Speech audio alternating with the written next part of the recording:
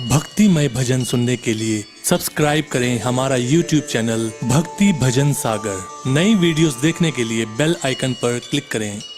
श्री नव दुर्गा कथा। आइए शैलपुत्री माता की कथा प्रारंभ करते हैं। नव दुर्गाओं में प्रथम शैलपुत्री दुर्गा का महत्व और शक्तियां अनंत हैं। नवरात्र पूजन में प्रथम दिन इन्हीं की पूजा और उपासना की जाती है। आइए श्री शैलपुत्री माता की कथा प्रारंभ करते हैं। वंदे वांछित लाभाय चंद्रार्ध कृत शेखराम वृषारूढ़ाम शूलधराम शैलपुत्रीम यशस्वनीम। माँ दुर्गा अपने पहले स्वरूप में शैलपुत्री के नाम से जानी जाती हैं। पर्वतराज हिमालय के वहां पुत्री के रूप में उत्पन्न होने के कारण इनका यह शैलपुत्री नाम पड़ा था। वृषभ स्थिता इन माताजी के दाहिने हाथ में त्रिशूल और बाएं हाथ में कमल पुष्प सुशोभित है। यही नव दुर्गाओं में प्रथम दुर्गा है। अपने पूर्व जन्म में ये प्रजापति दक्ष की कन्या के रूप में उत्पन्न हुई थी। तब इनका नाम श्री सती था।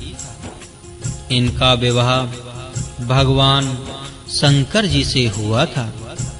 एक बार प्रजापति दक्ष ने एक बहुत बड़ा यज्ञ किया। इसमें उन्होंने सारे देवताओं को अपना-अपना यज्ञ भाग प्राप्त करने के लिए निमंत्रित किया। किंतु भगवान शंकर जी को उन्होंने इस यज्ञ में निमंत्रित नहीं किया। माता सती ने जब सुना कि हमारे पिता एक अत्यंत विशाल यज्ञ का अनुष्ठान कर रहे हैं, तब वहां जाने के लिए उनका मन विकल हो उठा।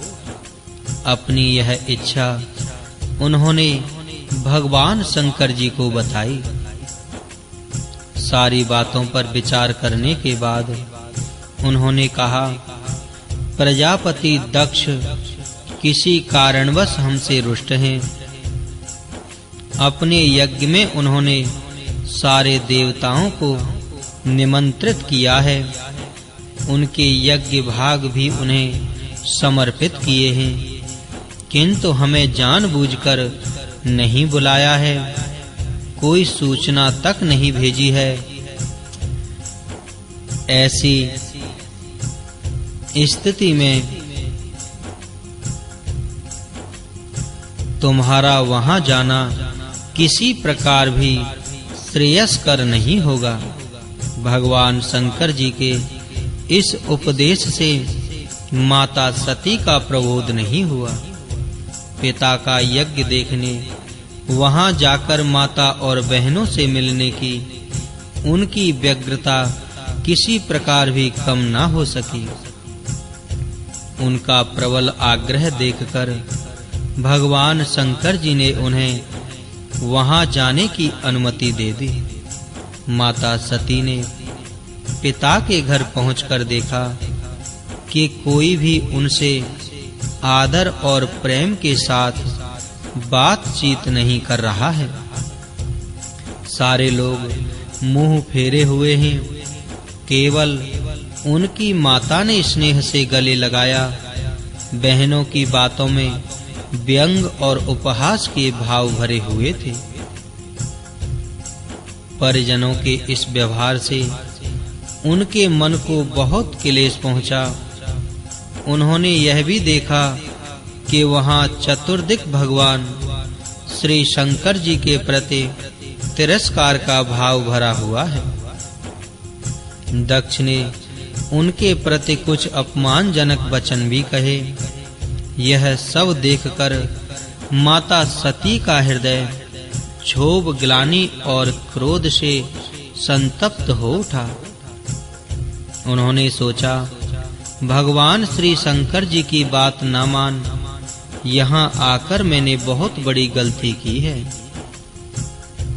वह अपने पति त्रोहन भगवान श्री शंकर जी के इस अपमान को सह न सकी। उन्होंने अपने उस रूप को तत्क्षण वहीं योग अग्नि द्वारा जलाकर भस्म कर दिया। वज्रपात के समान इस दारुण दुखद घटना को सुनकर भगवान शंकर जी ने क्रुद्ध हो अपने गणों को भेजकर दक्ष के उस यज्ञ का पूर्णतः विध्वंस करा दिया। माता सती ने योगाग्नि द्वारा अपने शरीर को भस्म कर अगले जन्म में शैलराज हिमालय की पुत्री के रूप में जन्म लिया। इस बार वह शैलपुत्री नाम से विख्यात हुई। माता पार्वती जी हेमवती भी उन्हीं के नाम हैं। उपनिषद की एक कथा के अनुसार इन्हीं ने हेमवती रूप से देवताओं का गर्भभंजन किया था। शैलपुत्री देवी का विवाह भी भगवान श्री शंकर जी से हुआ। पूर्व जन्म की भांति इस जन्म में भी वह भगवान शिव जी की अर्धांगिनी बनी। इस प्रथम दिन की उपासना में योगी अपने मन को मूलाधार चक्र में स्थित करते हैं। यहीं से उनकी योग साधना का प्रारंभ होता है। जय मां शैलपुत्री।